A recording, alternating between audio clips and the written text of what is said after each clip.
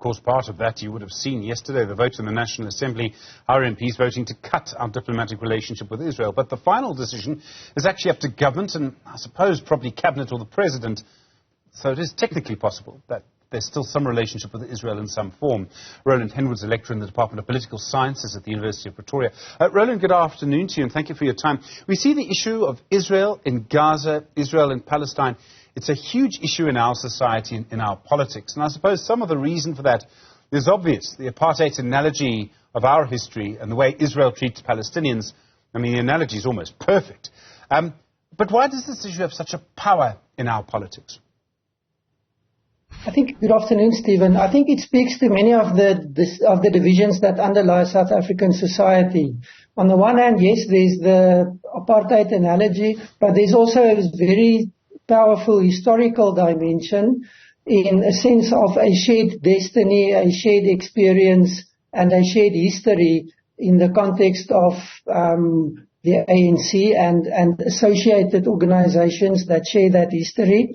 But there's another dimension also, and that is part of South African society still pretty much thinks in terms of a framework that is informed by, let's call it broadly, the West. In other words, a Western perspective on global politics. There's also it's not a religious issue in South Africa, but there's very strong religious undertones in this. The biblical history of Israel and the chosen nation. And I think a lot of that resonates with many people in South Africa. And some of this possibly also resonates with people that will support the decision taken in Parliament. There's so many different elements to this, and you point out, of course, to the ANC having a long history of supporting the Palestinians, working with the Palestinian Liberation Organization. This goes back to before the end of apartheid. Of course, the apartheid government worked with Israel. So in a way, I suppose, for the ANC, it's a simple issue for their leaders. This is what their followers want. There's a long history. They're being entirely consistent with that history. Is it a bit more complicated for the Democratic Alliance, which is a bit more diverse than the ANC? Could different members of the DA have different views on the conflict, and is it more of a problem for the DA in a way than it is for the ANC? The DA probably finds itself in the most difficult position of all political parties in South Africa. Most parties have a very clear-cut approach. They either favor the Palestinian cause or they support broadly the Israeli version of what is happening. The DA is caught between this. And that's a result of the DA being the most diverse political party in South Africa in terms of everything that makes up the DA as a political party. It reflects almost all the different identities and markers of being South African. So yes, they have a fairly difficult situation. And also internally they have to be very careful on how they frame and decide on dealing with this, because you are bound to cause alienation and anger within the party if you go in either direction on the basic issues. So definitely a challenge to the leadership and managing the situation in the party. There's been strange sort of aspects of our relationship with Israel. And let me share one of them with you, which is that despite the public rhetoric of the ANC, the governing party, very much with the Palestinians, until a couple of years ago, Israeli citizens could enter South Africa without a visa, but Palestinians could not. You know, you had to get a visa if you were a Palestinian, which is quite a bizarre sort of thing when you consider that the ANC supports Palestine so strongly. So now we have a situation where the National Assembly has taken this vote. It's an important vote. It was described, I think, as not a binding vote on government, but politically persuasive. So what I'm trying to get to is, do you think government will really act now, or will it somehow be, what's the diplomatic word, Roland, fudged? I think there's enough in especially the amended version of what was accepted yesterday to give space to do nothing and still act within the decision. In other words, maintain the status quo, which is downgraded diplomatic relations in any case, despite what happened yesterday. And also enough opportunity to actually reverse the process because of what was built into the decision. The danger with the decision taken was that it is so broad that anyone can read almost any position into it. And what we've seen in South Africa in situations such as that, it leads to one of two outcomes. Nothing changes, nothing being done. We've ticked the box, now let's leave it. The other challenge may be that somebody focuses on one aspect and starts pushing that issue, and it may be somebody in a position that can take fairly far-reaching decisions, and that throws this whole thing in very awkward directions and with very awkward consequences. And that can happen. I think what is going to be important here is two things. That Parliament will have to respect the fact that this is a parliamentary decision. It's not law, so they cannot force government to act in a particular way. Secondly, government will have to act very carefully and in a considered manner in the interests of South Africa. And this is where it becomes a bit difficult and a bit muddled, because a lot of what we've said so far and what we see in the decision is, in my mind, yes, there are issues of principle that are built in, but that's not the overriding issue. My fear is that it becomes an issue of the interests of the ANC, overriding everything else. And that may have consequences that was not foreseen or wasn't planned when this decision was taken. Underlying, of course, is the fact that it's an EFF-driven process, and that may be part of why it reads the way it reads. So, Roland, I mean, there's so many different elements to this. There's been a lot of talk in the last little while, and I've asked this question many times, around whether there's a need for consistency or not in international relations, or whether what Israel is doing in Gaza is far worse than what Russia is doing in Ukraine, for example.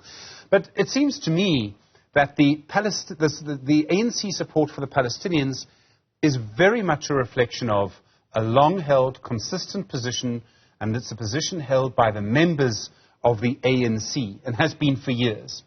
And you see this in conferences. Whereas the situation with Russia and Ukraine, could it be that the leaders of the ANC have a bit more room to move? In other words, the members of the ANC, I mean, this is perhaps impossible to assess, but the members of the ANC don't really have as much of a role to play, that the sort of elites, if you like, are making those decisions, whereas the situation with Israel is very much an ANC member decision.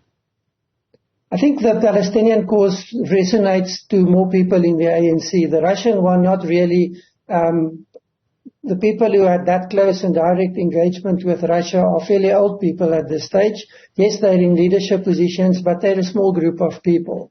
Also, I think the publicity over time around what's happening in Ukraine may actually have a more of an influence that sway people to either keep quiet or favor what's happening in Ukraine. There are very few of the emotive language, the outbursts, if I may use that word, that we see if we compare that with the Palestinian cause.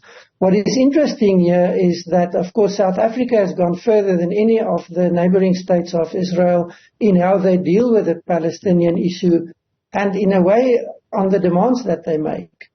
And that is quite interesting. The contradiction you indicated earlier on what South Africa is doing, South Africa was acting in the same way that Egypt was acting, and Jordan, and so on can continue. We've now broken ranks in a way in that we act way different than those countries, but we're not in the region. We're not part of the day-to-day situation that is playing out there. The other issue that is unclear in this context is, where do we focus our attention on the plight of the Palestinian people? And in some of what we do, my sense is we are more focused on some Palestinian elites. And I have a problem with that dimension, because some of those elites are difficult to deal with. They are also inherently very corrupt. And that does not also favor the Palestinian cause. And that's why I say there's a lack of clarity, and there is a lack of consistency in some of the issues. Historically, ticks all the boxes. In broad context, ticks all the boxes. We understand where it comes from and what happens. But when one starts looking at it in terms of what is playing out at this stage and some of the more detailed elements, it's not that easy. I think also the question of consistency is very important. I think we as South Africa sometimes underestimate the value and the importance of that.